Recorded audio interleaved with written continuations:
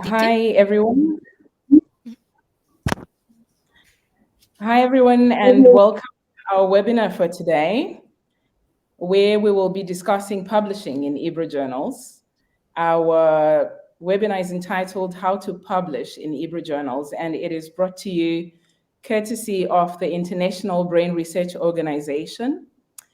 And before we go into the discussion for the day, I would like to introduce IBRO and what activities IBRO is associated with. So IBRO stands for the International Brain Research Organization, and we are an organization that believes in equal, inclusive, and diverse access to global neuroscience.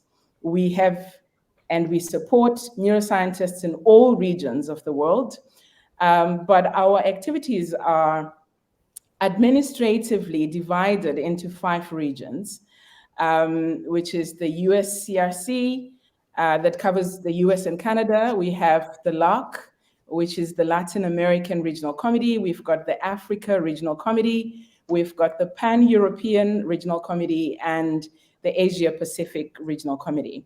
In all of these regions, we offer opportunities for all neuroscientists and at all career stages. And these include grants and fellowships and educational opportunities and training.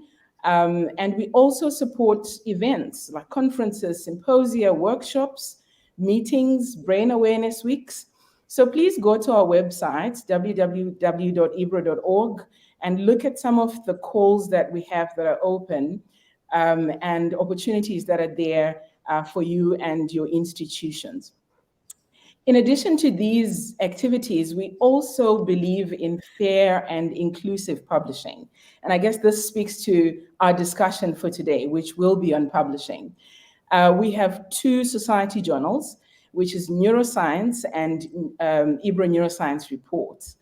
And one important thing that I want you to take away, if you forget everything else that's going to be said in this webinar, but this is important. Proceeds from IBRO's journals support more than 90% of IBRO's initiatives. So before you click submit to your next publication, consider publishing with us, because you will be directly and immensely contributing to IBRO's goals and missions of supporting neuroscience world over. So today, we're going to be discussing how to publish in these IBRO journals, and I have a powerful panel that's going to help us to discuss that topic.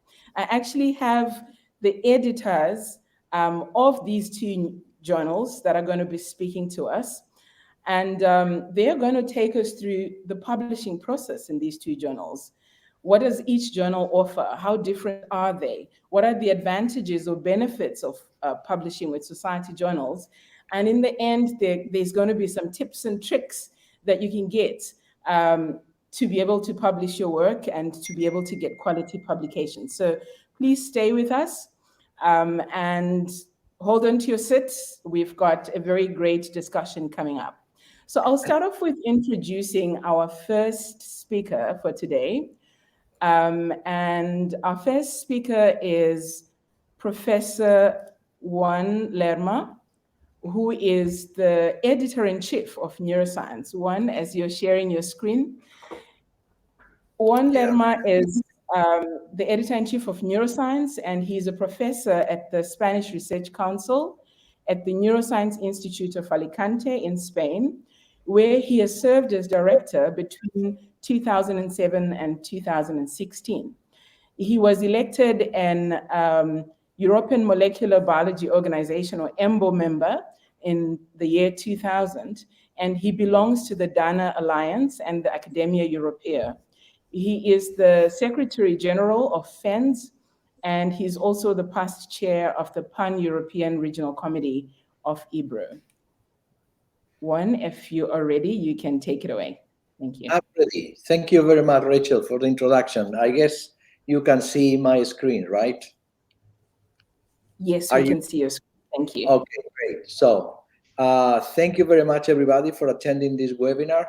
I'm going to talk about, in this in these 10 minutes or so that I will take about how to publish in neuroscience. So what happened when you push the button of sending your paper once you have collected all the results across a number of years, etc., etc.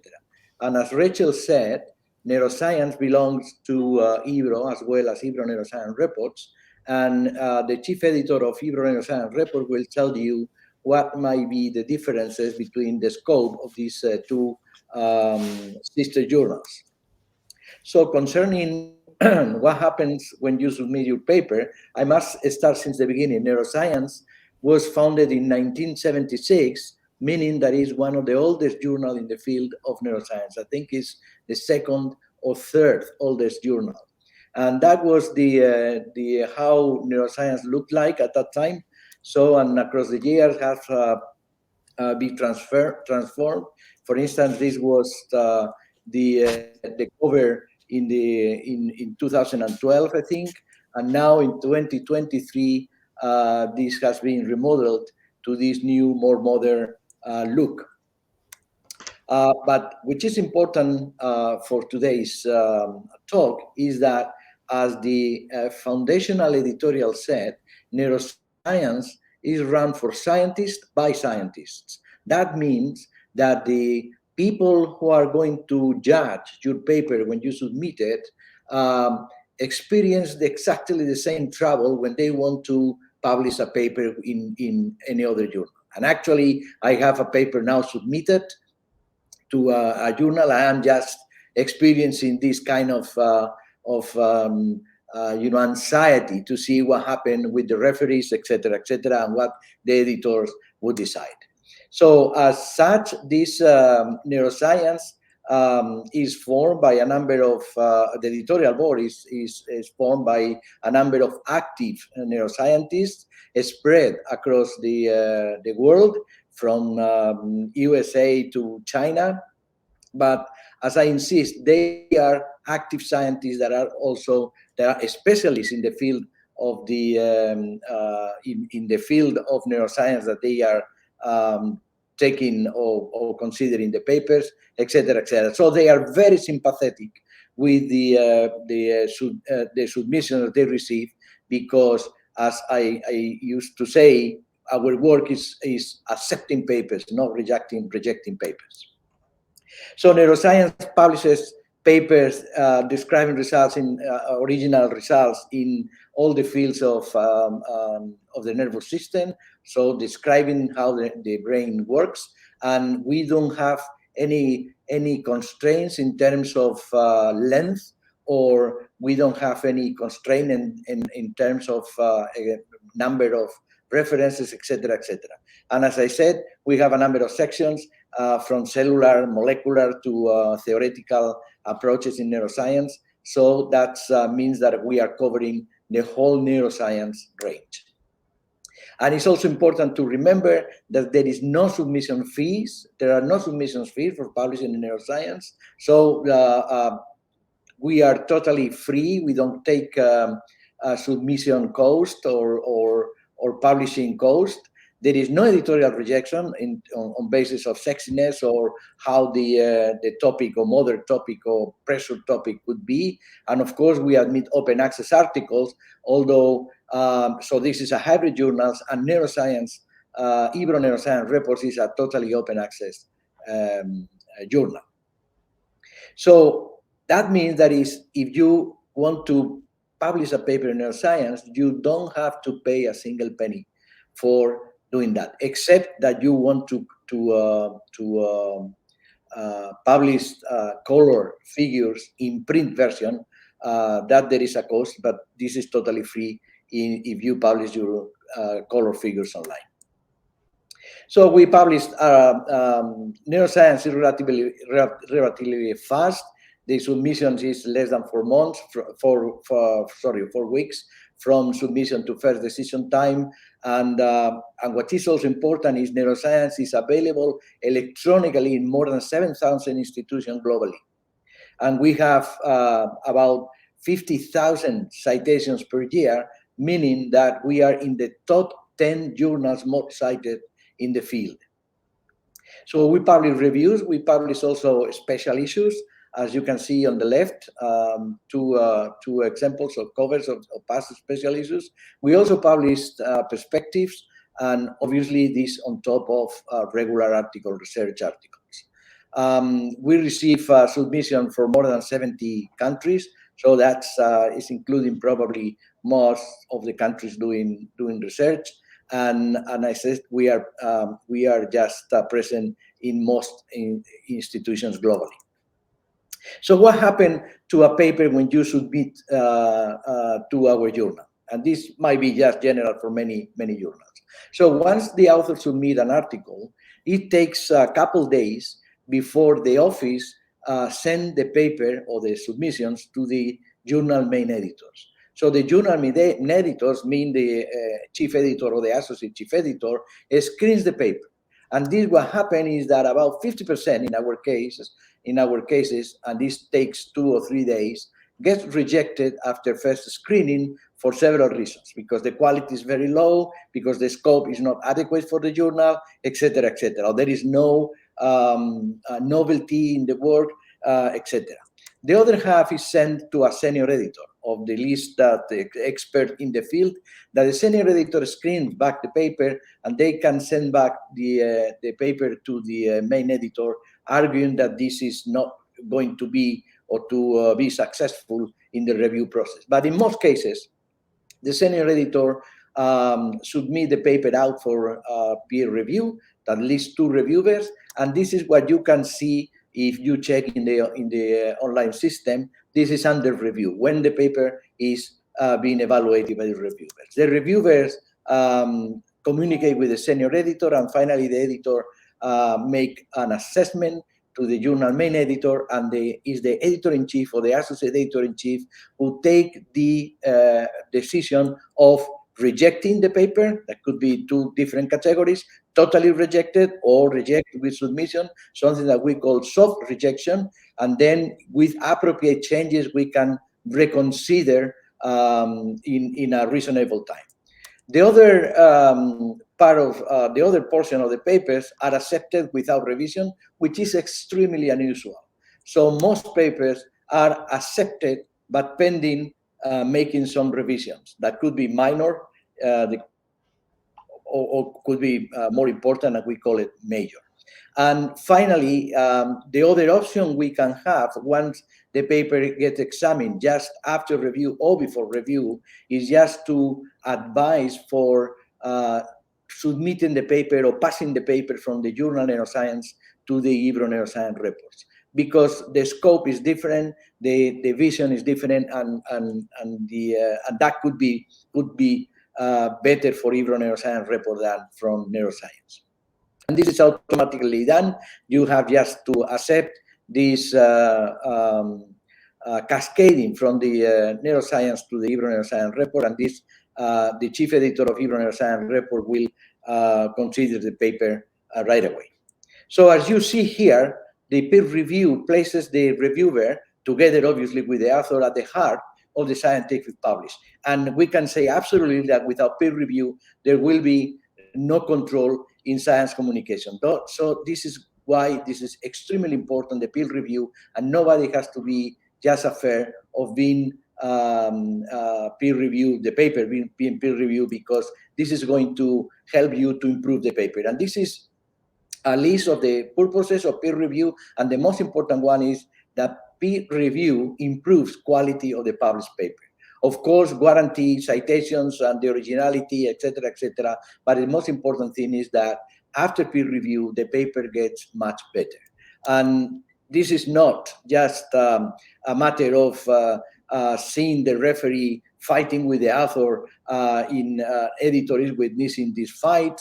But what I used to say always, if this is your manuscript as submitted, I can tell you that this can be your manuscript after peer review and after revision, very much improved. So to illustrate how useful could be the peer review, I have here an example of an email that I received. This is a pretty old one, but it's very illustrative, and the the author say that, or is giving me the thanks for the constructive peer review, and something particularly reviewer one made some very useful suggestion, which has led to me reanalyze all data and has provided with new insights on the nature of the matter of the paper, brain stimulation effect. But the problem, or the advantage of this, is that he realizes that peer review, although peer review is anonymous, he would have liked to be in communication with the reviewer, because to express the gratitude to the reviewer, as her suggestion has helped to resolve an issue with which I've been struggling, as in their words, struggling for over 10 years. So a problem that he was trying to understand for over 10 years, that was clarified by the comments of a peer that was making a very fair assessment. So I don't know, my time I think is gone, because, but I would have liked it just to mention that, in contrast to very well positioned, honest journals, there are a surge of predatory open access journals in neuroscience that's very, very difficult to control. And my assessment is that you pay attention when you are submitting a paper to a journal, that the journal is a honest one, has a tradition, has a peer review, very well established peer review, etc. So it's a serious journal, because there are hundreds, thousands of predatory journals that just taking a few money from you, publish the paper, but this is just losing your time. So with that, I will leave you. Thank you very much for supporting the Your Society Journal. As Rachael said, this is just helping IBRO to keep all the programs running. So thank you very much. Thank you so much, Juan, for that wonderful presentation. For me, as a neuroscientist researcher, I think it's very encouraging for me to hear that you're in the business of accepting rather than rejecting our papers when they get to you, because it can be really intimidating, to get your papers rejected. But thank you for that. And I also think what's really special is the fact that Neuroscience has a sister journal where, if you feel it is out of scope, you can transfer it to them and they can consider it from there. I think that's a really special arrangement that we have. We're going to move on to our next speaker. And I see that the audience is already throwing questions. Thank you. Keep them coming. We've got a question and answer session after all the speakers have spoken. So just keep throwing your questions in the chat. We will get to a point where we can attend to them. But for now, we are going to introduce our next speaker, Professor Y.S. Chan, who will be sharing his screen while I'm introducing him. So Professor Y.S. Chan is the editor-in-chief of IBRO Neuroscience Reports, and he is currently the Dexter H. Seaman Family Professor in Medical Science. He is the Associate Dean of Medicine and the Director of the Neuroscience Research Center of Hong Kong University. He is the recipient of the first medallion of the Australasian Neuroscience Society, and he has also served as the president of the Hong Kong Society of Neuroscientists. He served as the chair of IBRO Asia Pacific Regional Committee and as the president of the Federation of Asian Oceania Neuroscience Societies. And lastly, he is stood as a standing executive committee member of the Chinese Neuroscience Society. YS, if you are ready, you can take it away. Yes. Can you see the screen now? Not yet from my end. I don't know if others can see it. Can others see it? No, I'm getting a no at the moment. Do you want to try resharing again?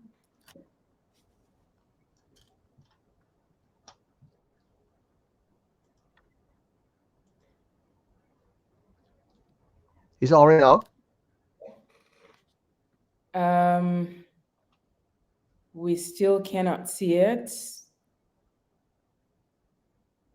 Carolina, can you just confirm for me whether the screen is coming up? It might be on my side. It's not on my side as well. Not yet. Okay. Right. We will be attending to that. All right. Almost coming up. Right. If you can just go into presenter mode, that would be perfect. Thank you so much, YS. Is it working now? Yes, it's perfect. Okay, thank you. Sorry for the hiccup. I'm YS Chen, currently the editor-in-chief of IBRO Neuroscience Reports. Professor Lerma has just presented the fact that our sister journal, Neuroscience, was published half a century ago, but IBRO Neuroscience Reports was published a few years ago, and at that time it was called IBRO Reports, and 2 years ago it was renamed as IBRO Neuroscience Report, and just a few months ago we acquired the impact factor. Currently, the impact factor is 1.5, and the impact factor for IBRO report is 2.6. As Professor Lerma has highlighted, Neuroscience is a hybrid journal, while IBRO Neuroscience Reports is an open access journal. We are indexed in PubMed. We publish a variety of articles, short communications, and perspectives. And particularly, we would like to invite small-scale manuscripts with small-scale results, and also with impact to lead to new insights. Similar to neuroscience, our aim is to offer effective and constructive peer review. IBRO Neuroscience Reports publishes special issues as well as mini-series. And here on the screen, you can find a list of special issues published in the past years. And right now we have 4 volumes of special issues still ongoing, and we welcome submissions to these special issues. And colleagues are also welcome to indicate suggestion to me, to my email address about topics of special issues. Other than special issue, we also launch a cascade of mini-series. And this mini-series is managed by a team of earlier career editorial fellows. We would like to invite earlier career neuroscience to submit their articles to this mini-series. So far, we have 4 volumes of mini-series as highlighted on the screen. And your suggestion about future topics of mini-series is also welcome. I also would like to take the next few minutes to walk with you about some of the benchmarks for quality scientific work. For quality scientific work, the most important is scientific questions. The work has to be lawful, and this again is being affected by a number of parameters. For example, by the culture that one acquires during the postdoctoral training or graduate training, and also the status of the author, and more importantly is the impact factor or citation. Colleagues will always ask, what do editors and/or reviewers look for? I have highlighted a couple of points, and I would like to go through this review. Most important is for a particular manuscript to have a clearly stated scientific question and working hypothesis. Next is about citation. In the reference list, reviewers and editors will always like to look for recent publications, whether you are able to quote publications in the last 5 years. And next important item is about reproducibility, and I shall mention this later on towards my presentation. Other important parameter is research ethics and also statistical analysis. Another important element in any manuscript is the abstract. Reviewers always first look at the abstract. I have listed and highlighted 5 important questions. Why the work is important, what you have done, and what the editor can find in your manuscript, and how the editor and or the reviewer conclude about the nature of the work. For a good abstract, you have to put down a few statements about the background, about the aim, and also pose the hypothesis, as well as highlight the approaches and also the, if possible, the kind of mechanistic approach and also the insight that your work can reveal.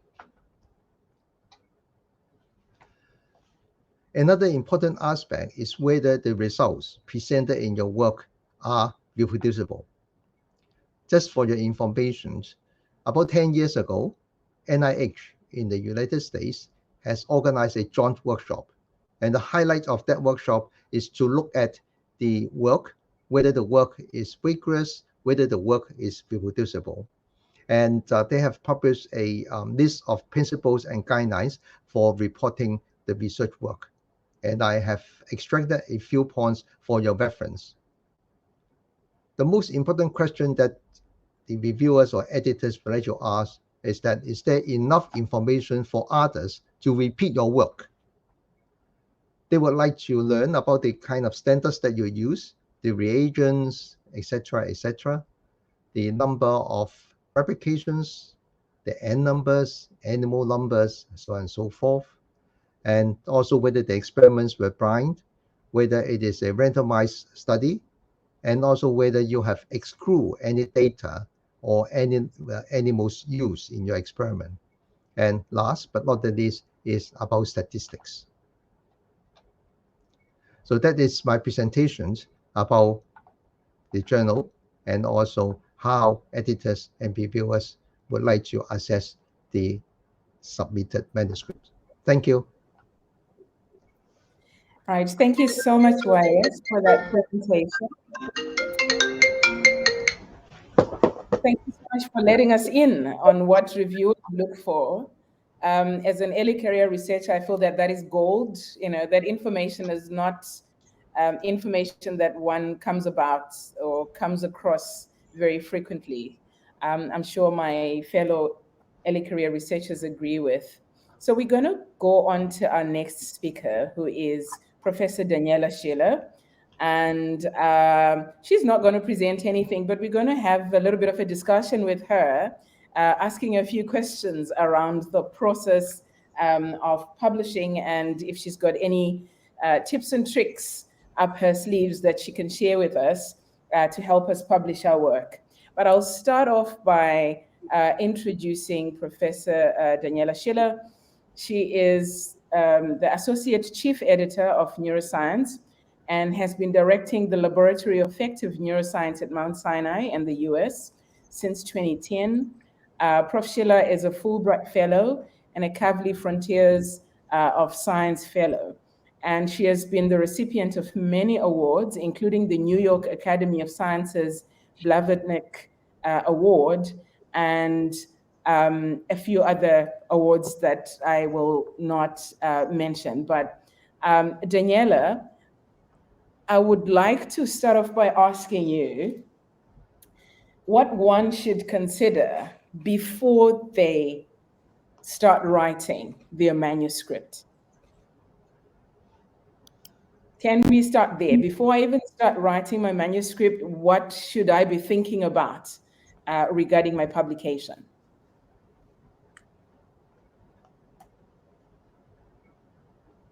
I think You are maybe muted. we can't hear you yet. Still muted.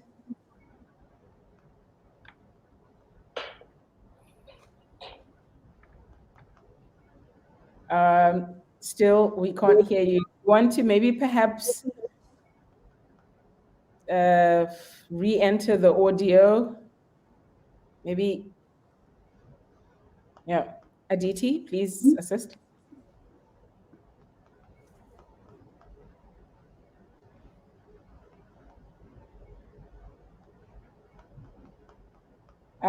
We can't hear you still, Daniela. Do you want to give it another try?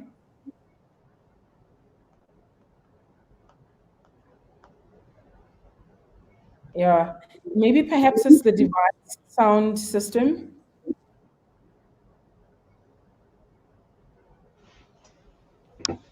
Sorry about that. We have a mini technical glitch, but we're busy sorting it out. Daniela, if it doesn't work, you can exit and re-enter again. We do get one of these every now and again with these new technologies. Sorry about that, but Daniela will join us in a bit. Do you want to give it another try now, Daniela? No, we've lost her. Yeah, probably she is going to reconnect. Juan, would you want to speak to this while we wait for Daniela? What should I be thinking about when I'm starting to write a manuscript? What should happen in my head as a researcher? Well, I think the first thing you have to think is whether or not you have a story to tell, whether you have enough results to get a conclusion that is worth making public, just to to convey this message to the colleagues. Otherwise, it's better to wait and to have more data and to make a stronger story. So now it seems that there is a tendency to split the work that one is doing just in several pieces of information, sometimes thinking that this is going to be easier to publish, but this is not true, because it's much easier to publish a strong story, a round story, a word that is leading you to a conclusion, a strong conclusion, and this is going to be much more cited, and for sure is going to be much more impact than splitting this story in several small papers that are not going to tell anybody almost anything. So that's important. When you have a story, just consider whether this story is worth to tell other people about. Right. Thank you so much, Juan. I think that's very, very important to consider. Do you have a full story that is publishable? Daniela has joined us. Daniela, do you want to now come in? Yes. Yes, now we can. Perfect. Okay, wonderful. Yeah, I think I caught Juan's last words, but it sounds like what I was about to say, that you have to consider what is the story that you're reporting. Do you have anything very clear that you want to publish? What is the advance? What is the significance of it? Why is it something we should care about? And the second thing is how strong the results are. Do you have sufficient evidence? Is there sufficient data to support the claims, to verify the hypothesis? So you have kind of, before you even start writing, kind of make sure that you have the story set and ready, and even know exactly what are the figures you want to report. All right. Thank you so much, Daniela. Rachel, Yes, I do have one more point. Yeah, I do have one more point to add. Before colleagues consider writing the manuscript or submitting to any journal, please screen through that particular journal and look for relevant articles that are corporate articles similar to that you are going to prepare, and try to see whether you are pitching at the right level. I think this is very important. And also the figures. When I have conversation with Professor Lerma, we always have exchanges and consider some of the figures can be improved. And so it is very important for you first to screen similar articles in respective journals. All right. And then benchmark with those at least to pitch your work at the same level. I think that's very, very critical as well. As a follow-up question to that, I'm going to ask a little bit of a difficult question. And this is just in general in publishing. Is it always about novelty in neuroscience and scientific research? What are you seeking as journals and as editors and reviewers? Is it always about bringing something new to the table? Can people improve on something that is already there? Or does that reduce their chances of it being accepted? I know this is a difficult one, but. Yeah, there are definitely degrees of novelty. So I think it can start from the very basic, which is replication or verification. So this is very valuable. We do seek replications. You want to know that something can be found, some effect can be found again in different conditions, maybe, or even in the same conditions. That is very informative. The other is a variation on that. So you replicate and then extend to a certain degree. This is also important. So these are. I think we may have lost Daniela for a bit. Daniela, can you hear us? Sorry, you had gone quiet for a bit there. Oh, we seem to have now lost the sound again. Oopsie. Okay, we'll retry again, maybe re-enter again, then we'll give you an opportunity. In the meanwhile, Juan and YS, would you want to talk about this aspect of novelty? Yeah, I think as Daniela was saying, there are important aspects of that. So replication is very important in science. So actually, a result is not validated until somebody has replicated. So this is maybe is a property which is unique in science, and that's somehow is the beauty. But many journals look for papers or consider papers which are 100% original in that a novel, and other journals as Neuroscience, we consider that the paper has to have a portion which is their own contribution to the field. So there should be some contribution on novelty of the fields. YS can talk about that, but IBRO Neuroscience reports is accepting replications without problem. So that's why the vision of neuroscience and IBRO Neuroscience reports is slightly different. Can you comment on YS? Thank you, Juan. While our journal accepts replicating work, we also would very much like to present or like to publish work that are lawful. In actual fact, looking at the published work that we have put onto the quote unquote market in the past few years, many of the papers contain lawful results. So in the scientific field, lawful work is of prime importance. All right, thank you so much, Daniela. I see you are back. Maybe perhaps, sorry, we can, try to address the question again from your perspective. Okay. So I think we can just think about it as degrees of novelty. The very basic is the replication, which is very important. The next level would be verification. So you kind of replicate and maybe verify it with a bit of a twist, which will be still important. The change can be methodological or just testing it in a different context and so forth.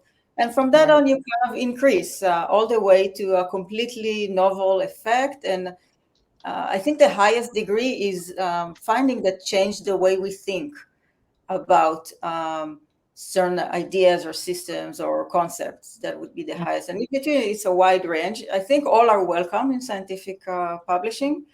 And the key is really to present it as such and address it to the particular journal that accept this level of novelties.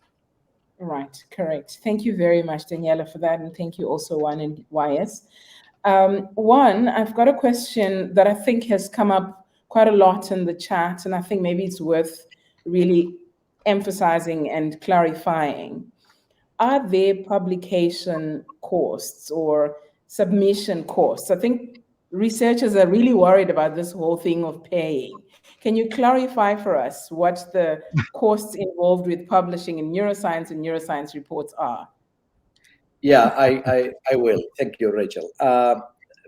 As I said, I mean, there is no cost, any cost for publication in neuroscience, other than if you want to make the paper open access. Then you have to Right. pay APCs. Otherwise, we do not take money for submissions as submission fees or for publication fees or for paper pay charge or whatever. So you can publish a paper in neuroscience without spending a single penny. So it's totally free, in contrast to many other journals. This is not exactly the same as in IBRO Neuroscience Reports, which is an open access journal. And YS, please, you can explain the costs of publishing in IBRO Neuroscience Reports. Thank you, Juan. The APC, the article publication charge for IBRO Neuroscience report is $1,500 per article. But of course, under certain circumstances, particularly when the financial condition or funding condition of the author is in a very tight state, they're always invited to negotiate with me to consider whether a full waiver or partial waiver can be implemented for your work. Right. Okay, thank you so much for clarifying that. I hope that is clear for those that we're asking. My next question now wants to move on to, after I've submitted my my paper. And one of the things, I know, Juan, you already spoke to this, but one of the things that one considers is the turnaround time of when they will get their responses. I know you already spoke to that, but maybe perhaps would you like to re-emphasize how quickly one gets feedback on their paper for the two journals? Okay, in the case of neuroscience, once we get one of the chief editors get the paper, this is screened. We read the abstract, we see the purpose of the paper, we check the results, and if we think that the paper is not appropriate for the journal, and then we reject the papers on editorial grounds, this could be completed in maybe 3-4 days. All right. So once you submit the paper, you can get the paper or news on the paper in 3-4 days if the news are negative. If the paper is worth to be sent to out for peer review, then the peer review takes about 3-4 weeks until completing the 2 or 3 assessment by external peer reviews or reviewers. Really This could be is variable because good reviewers are very busy and sometimes take more time than a load. But in 4 weeks or say 5 weeks, you will have the outcome of the in average, the outcome of the evaluation. That is really impressive. 4 to 5 weeks is quite reasonable. And I agree with you that reviewers that are really good, that will give real good inputs to the paper in the spirit of improving it from when it was submitted, are busy, and it will take time. So it's important for us to be aware of that. But speaking of this question of rejection, which everybody fears really, what are the rejection rates for neuroscience and also for neuroscience reports, IBRO Neuroscience report? What are the rejection rates?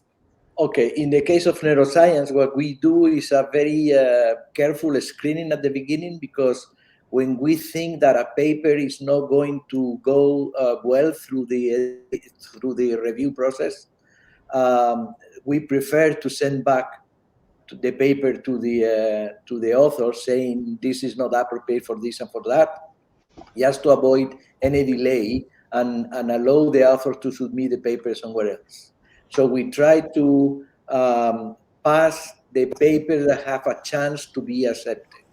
And then the rejection rate in neuroscience is fluctuating. It depends from year to year. But I think in this current year, in 2023, I think it's about 30% of the papers are accepted. And about half of the papers are not submitted to peer review. So they get a very quick response, and then they they can just move toward another journal or to improve the paper or whatever. So rejection rate is about 70% global, 30% acceptance, which is in the range of the very good journals, more or less. Right. Thank you so much for that. YS?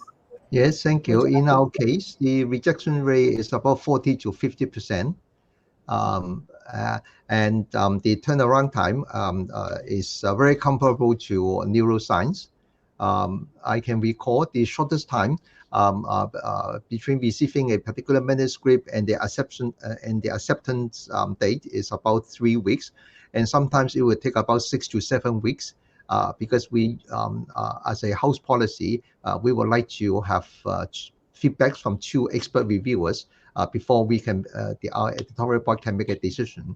And sometimes it's really difficult to solicit inputs from good reviewers. All right.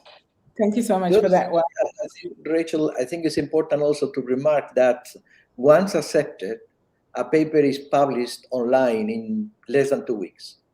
And this is fully citable. So that's also important.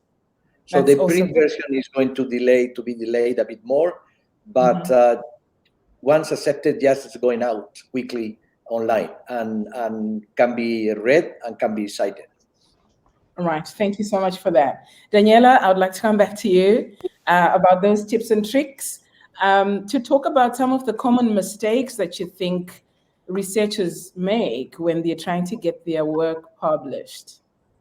Any glaring mistakes that you'd like to point out that we can avoid? Yeah, one is related to this editorial reject decision. So what we see very often is that papers are submitted just not to the right journal. For example, there are a lot of questions about clinical topics.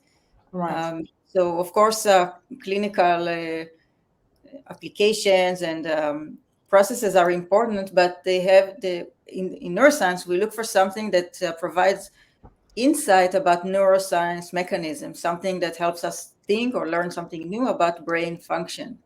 If it's purely clinical, like diagnostic or various markers that physicians need, or some methods that are novel for clinic, this would be not relevant. So that's a very common mistake. Another is really the quality of the paper and the figures and the results. This is something you can very quickly observe. So you can see if there are many typos, if the language is kind of just unclear, if the figures are just look bad, kind of they're not compelling in terms of the effects that they're showing, the types of statistical analysis that are used. So this is something kind of we can really glean and immediately see and infer about the quality of the paper. So these are just a few examples. Thank you so much for that. So the question of scope, whether the scope of the work fits into the scope of the journal, is one of the main reasons why papers are rejected. And then number 2, the quality of the paper, even on appearance, before we even get into the actual story that is being told. So you've been warned, or not warned per se, but you've been informed, our audience, of some of the things that you should consider. I don't know if you have anything to add, Juan and YS, regarding the common mistakes that you may want to point to as well.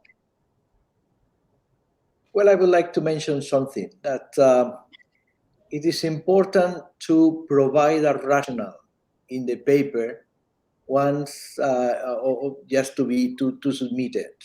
So many papers, we see many papers that they do not justify why they did the experiments and why it was important to study the topic that they studied. So without a rationale, it's important to figure out whether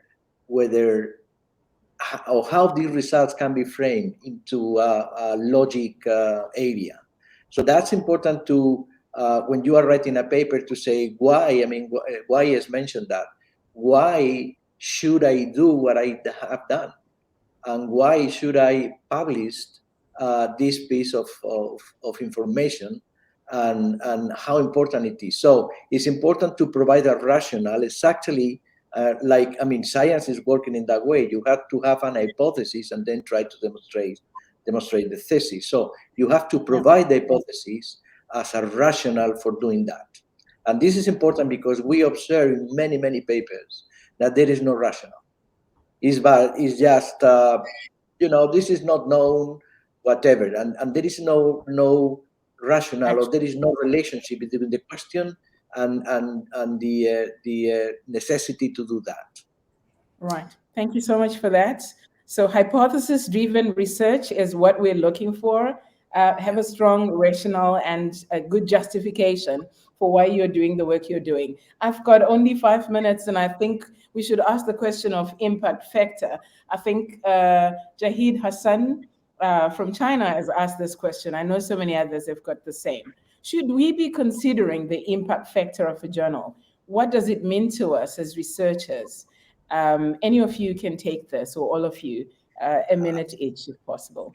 I'm pleased to do that, because that's a very long, question. It's a whole webinar on its own. So, that's right. Impact factors were created for evaluating journals in terms of subscription for the librarians to subscribe or not to subscribe, not to evaluate the papers or the work that are published in journals. It's just how a journal can be, accepted for the readership. So this should not be. The impact factor of a journal should not be used as a proxy of the quality of the paper, because normally the impact factor is given by a small amount of the paper. So those journals having an extremely high impact factor is because they have a few proportion of the papers being extremely high cited, but many other papers are not cited as much. So we should be very careful by using this impact factor. Of course, journals which are publishing more, I would say, fancy results, or more data that is under debate, more under this, this fancy, I would say, or sexy, could be more. They will have more impact factor. Neuroscience as a society journals cannot have a high impact factor for a single reason. It's because our mission is publishing those results obtained by our members, whatever the sexiness that these results can be or can have. So our mission is helping our people to publish their results, provided they have a minimum of originality, or novelty. That's it. Yes. So we cannot have a high impact factor, because otherwise we just would select those papers having, very strong or very fancy results, and then we will reject many more papers, and we will publish less paper, and probably we will have a higher impact factor. But this is not our aim, definitively. Thank you so much, Juan. I think that's very important. And I don't think there's anything to add to that. You have really nailed it. I am unfortunately completely out of time now, even though we would have loved to continue discussing. There are still a few other questions that are here, but please visit our website. Please publish with us in Neuroscience and IBRO Neuroscience Report. We care about science, but in addition to that, all of your contributions will actually make meaningful change in the field of neuroscience globally, and that is IBRO's mission. At this point, I would like to thank, first of all, our panelists and presenters. Thank you all so much for making time to share with us and to let us in on I still want to go back to tips and tricks. It's my word, it's my phrase for the day, of publishing, and how important it is for us to consider who we publish with. Thank you, Juan. Thank you, YS, and thank you, Daniela. I would like to thank the IBRO team for organizing this webinar. It has been a pleasure, really, even for myself as a neuroscientist, to just learn about what happens, behind the submit button. I would like to thank also the wonderful audience that we have, all of you that joined us from different parts of the world. Thank you so much. We hope to see you again at the next webinar. Please do join us. And please go to our social media sites, follow us, and follow all the activities that we will be showing there. Thank you all so much, and have a wonderful day further.